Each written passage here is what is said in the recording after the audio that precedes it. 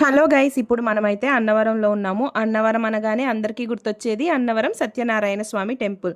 So ఇక్కడ 365 days కూడా సత్యనారాయణ వ్రతం జరుగుతుందండి.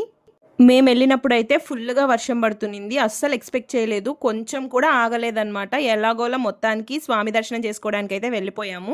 ఇంత దూరం వచ్చినప్పుడు ఆ సత్యనారాయణ వ్రతం చేయించుకోకుండా ఎలా వెళ్తాం చెప్పండి.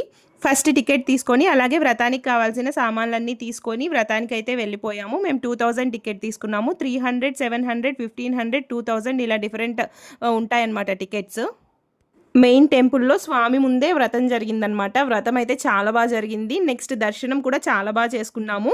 స్వామి వారు ఇక్కడ 2 ఫ్లోర్స్లో ఉంటారనమాట. కింద ఫ్లోర్లో పాదాలు, పైన స్వామి ఉంటారు. వ్రతం అయిన తర్వాత ప్రసాదం తీసుకొని బయటకు వచ్చేసాము. అన్నవరంలో స్వామివారి ప్రసాదం చాలా టేస్టీగా ఉంటుందండి. మనం ఇంట్లో తయారు చేసినా సరే ఆ టేస్ట్ అనేది రాదనమాట. వ్రతం అయిన తర్వాత బయటకు వచ్చేసరికి వర్షం ఆగిపోయిందండి. సో క్లైమేట్ అయితే అద్భుతంగా ఉంది. చాలా అంటే చాలా బ్యూటిఫుల్గా ఉంది.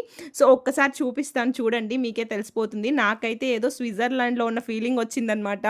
నెక్స్ట్ అన్నవరం నుంచి అరకుకైతే వెళ్తున్నామండి. సో ఈ ఏపీ టూర్కి సంబంధించిన అన్ని వీడియోస్ కూడా 1 by 1 పోస్ట్ చేస్తాను, ఫుల్ వీడియోస్.